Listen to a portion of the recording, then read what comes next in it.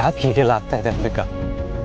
ಗೀತ ನನ್ನ ಜೊತೆ ಹತ್ರ ಆಗೋದು ಮರುಭೂಮಿಲಿ ಮರೀಚಿಕೆ ಸಿಗುತ್ತೆ ಅನ್ನೋ ಥರ ಭ್ರಮೆ ಅನ್ನಿಸ್ತಾ ಇದೆ. ಅವತ್ತು ಅವಳಿ ಖರ್ಚಿಟ್ಕೊಟ್ಟಾಗ ನಂಗೆ ಎಷ್ಟು ಖುಷಿಯಾಗಿದೆ ಗೊತ್ತಾ? ಆದ್ರೆ ಇವತ್ತು ನಂಗೇನೋ ರಾಕ್ಷಸ ಅನ್ನೋ ಥರ ನನ್ನ ನೋಡಿ ಹೆದರ್ಕೊಂಡು ದೂರ ಹೋಗ್ತಾ ಇದ್ದಾಳೆ. ನಂಗೇನ್ ಮಾಡ್ಲಿ? ಸಮಾಧಾನ ಮಾಡ್ಕೊಳ್ಳಿ ಶರತ್. ನೀವ್ ಹೀಗೆ ನೊಂದ್ಕೊಂಡ್ರೆ ನನಗೆ ಇನ್ನೂ ಬೇಜಾರಾಗತ್ತೆ.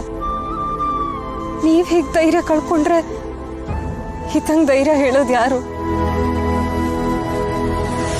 ಬೇಜಾರು ಮಾಡ್ಕೋಬೇಡಿ ಶರತ್. ಅಂಬಿಕಾ, ನಮ್ಮ ಹಿತನ ಹಾಸ್ಪಿಟಲಿಂದ ನಾವು ಮನೆಗೆ ಕರ್ಕೊಂಡ್ಬಂದಿದ್ದೀವಿ, ನನಗೆ ನೆನಪಿದ್ಯಾ? ಅವತ್ತು ನಾವೆಲ್ಲ ಎಷ್ಟು ಖುಷಿಯಾಗಿದ್ವಿ. ಕಂದ,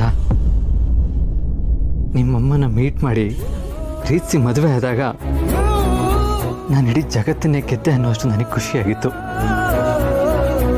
ಅವಳನ್ನ ಬಿಟ್ರೆ ಇನ್ಯಾರೂ ನಾನು ಅಷ್ಟು ಪ್ರೀತಿಸಲ್ಲ ಅಂತ ಅಂದ್ಕೊಂಡಿದ್ದೆ.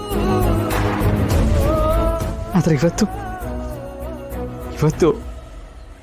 ಇಡೀ ಜಗತ್ತೇ ನನ್ನ ತೋಳಲ್ಲಿದೆ ಅನ್ನೋಷ್ಟು ಖುಷಿ ಆಗ್ತಾ ಇದೆ.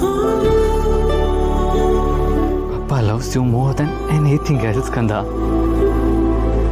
ನೀನು ಮತ್ತೆ ನಿಮ್ಮಮ್ಮ ನನ್ನ 2 ಕಣ್ಗಳಿದ್ದ ಹಾಗೆ. ಇನ್ಮೇಲೆ ನಾನು ನಿನ್ಗೋಸ್ಕರನೇ ಬದುಕಿರ್ತೀನಿ, ನಿನ್ಗೋಸ್ಕರನೇ ಸಾಯ್ತೀನಿ.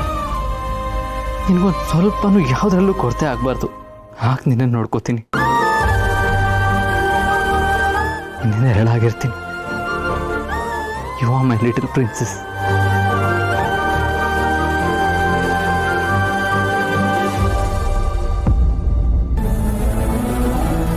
ಎಲ್ಲ ಎಷ್ಟು ಪರ್ಫೆಕ್ಟ್ ಆಗಿತ್ತಲ್ವಾ ಅಂಬಿಕಾ? ಏನ್ ಮಿಸ್ ಆಗೋಯ್ತು? 5 ನಿಮಿಷ ನನ್ನ ಬಿಟ್ಟು ಇರ್ದೇ ಇದ್ದಂತ ನನ್ನ ಮಗಳು ಇವತ್ತು ನನ್ನ ಹೇಟ್ ಮಾಡ್ತಾ ಇದ್ದಾಳೆ. ನಾನು ತುಂಬಾ ಹೆಲ್ಪ್ಲೆಸ್ ಅಂತ ಅನ್ನಿಸ್ತಾ ಇದ್ದೀನಿ. ನಾನು ಈ ಸಿಚುವೇಶನ್ ಇಂದ ಹೇಗೆ ಆಚೆ ಬರ್ಲಿ ಅಂಬಿಕಾ? ನನ್ನ ಮಗಳು